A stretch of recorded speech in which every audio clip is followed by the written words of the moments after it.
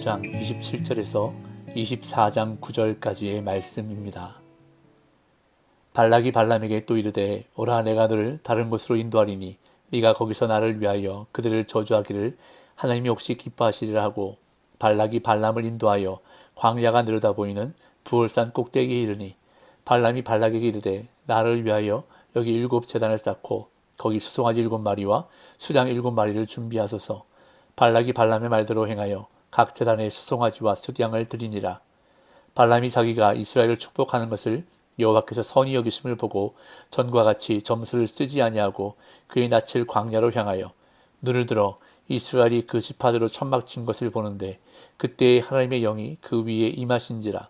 그가 예언을 전하여 말하되 부올의 아들 발람이 말하며 눈을 감았던 자가 말하며 하나님의 말씀을 듣는 자 전능자의 환상을 보는 자 엎드려서 눈을 뜬 자가 말하기를 야곱이여 네 장막들이 이스라엘이여 네 거처들이 어찌 그리 아름다운고 그 벌어짐이 골짜기 같고 강가의 동산 같으며 여호와께서 심으신 침향목들 같고 물가의 백향목들 같도다. 그 물통에서는 물이 넘치겠고 그 씨는 많은 물가에 있으리로다. 그의 왕이 아각보다 높으니 그의 나라가 흥왕하리로다.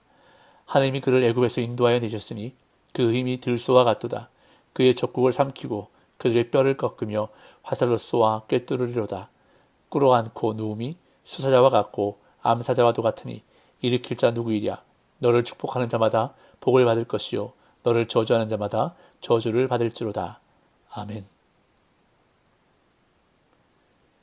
오늘 본문은 발람의 세 번째 축복, 다시 말해서 첫 번째 바알 산당에서 이스라엘을 축복하고 난 다음 자리를 옮겨 비스가 꼭대기에서 또다시 이스라엘을 향해 두 번째 축복을 하자 모압 왕 발락이 다시 자리를 부올 산 꼭대기로 옮겨 저주를 요청하고 발람은 이에 이스라엘을 향한 세 번째 축복을 하는 장면이 바로 오늘 본문의 내용입니다.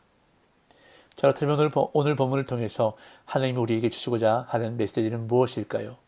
첫째로 성도를 유혹하는 사탄의 도전은 끈질기게 계속된다는 것입니다. 27절 28절입니다. 발락이 발람에게 또 이르되 오라 내가 너를 다른 곳으로 인도하리니 네가 거기서 나를 위하여 그들을 저주하기를 하나님이 혹시 기뻐하시리라 하고 발락이 발람을 인도하여 광야가 내려다보이는 부올산 꼭대기에 이르니. 우리가 읽은 개역개정 성경은 또라고 번역하여 단순히 발락이 또다시 발람에게 저주를 요구했다는 의미로 보고 있지만 문맥상 그럼에도 불구하고 그러나로 번역하는 것이 더 적절한 표현입니다.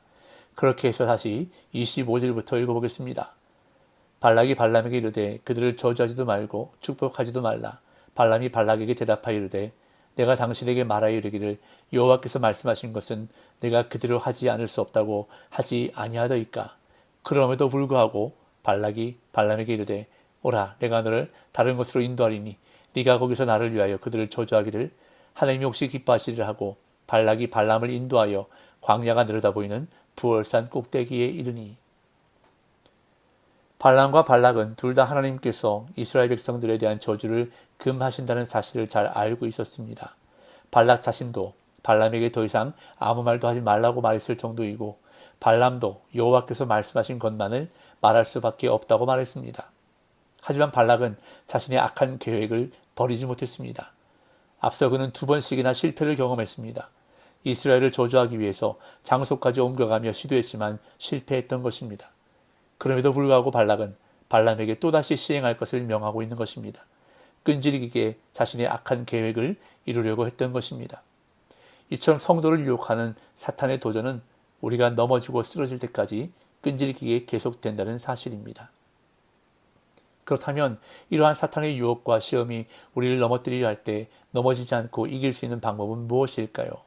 그것은 바로 성령 하나님께서 역사하시면 되는 것입니다. 이것이 오늘 본문이 주시는 두 번째 메시지입니다. 우리 안에 계시는 성령께서 역사하시면 사탄의 유혹과 시험을 넉넉히 이길 수 있다는 것입니다. 23장 29절부터 24장 2절입니다. 발람이 발락에게 이르되 나를 위하여 여기 7 제단을 쌓고 거기 수송아지 7마리와 수장 7마리를 준비하소서. 발락이 발람의 말대로 행하여 각 제단에 수송아지와 숫양을 드리니라. 발람이 자기가 이스라엘을 축복하는 것을 여호와께서 선히 여기심을 보고 전과 같이 점수를 쓰지 아니하고 그의 낯을 광야로 향하여 눈을 들어 이스라엘이 그 지파대로 천막 친 것을 보는데 그때에 하나님의 영이 그 위에 임하신지라. 하나님의 영이 발람에게 임하셨습니다. 성령 하나님께서 발람에게 임하셨던 것입니다. 물론 여기서는 하나님의 영이 강권적으로 발람에게 임하셨습니다. 발람이 하나님의 영을 사모한 것이 아닙니다. 즉 성령 충만함을 사모하고 기도했던 것이 아니라는 것입니다. 발람은 또 이스라엘을 저주하려고 했습니다.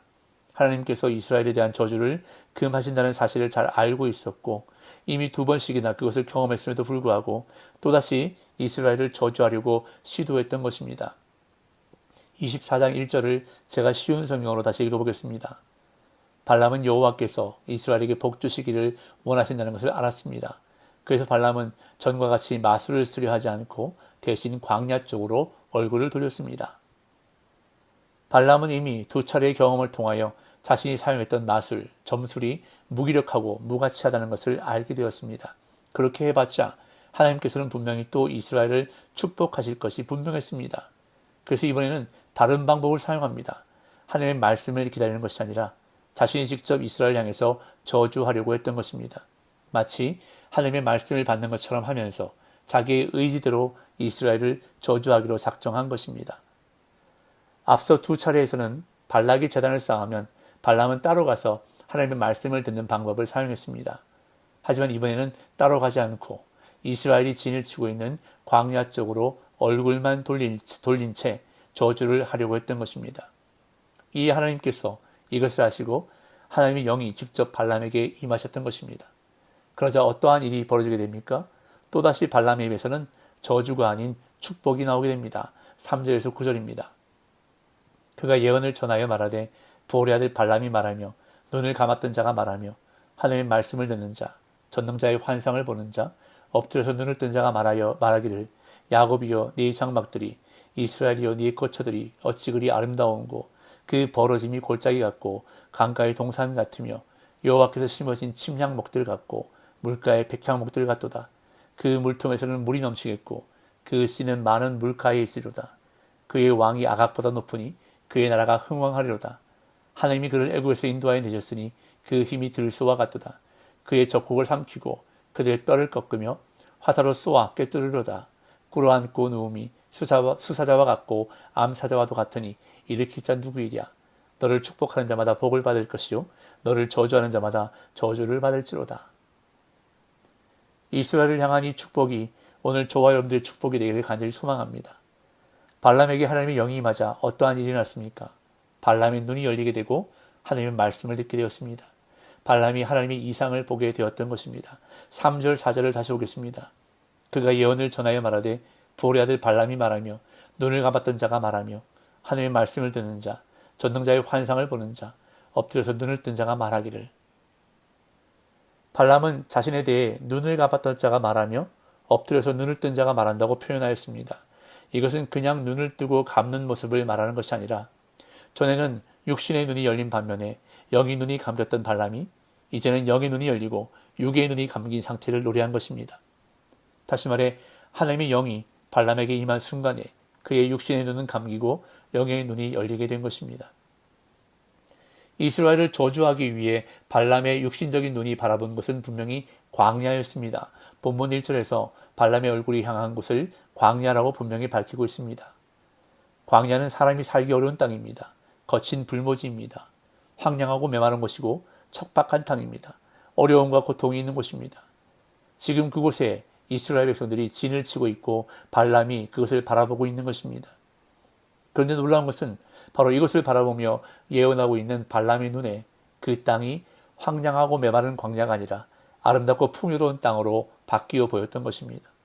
분명히 육신의 눈으로 볼 때에는 광야였습니다. 그러나 영의 눈이 열려보니 이스라엘이 거한 그 땅은 푸른 동산이며 강가의 동산과도 같은 풍요가 넘치는 땅이었던 것입니다. 이제는 소망이 없는 땅, 기쁨이 없는 땅, 쉴 곳이 없는 땅이 아니라 하나님의 영광이 임한 낙원이요 하나님의 동산이 되었다는 사실입니다. 이것이 바로 하나님의 영, 성령이 역사하실 때 일어나는 놀라운 일들이라는 것입니다. 그렇습니다. 오늘도 우리는 세상 속에서 사탄의 유혹과 시험에 맞서 싸우며 살아가고 있습니다. 사탄은 끈질기게 우리를 힘들게 합니다.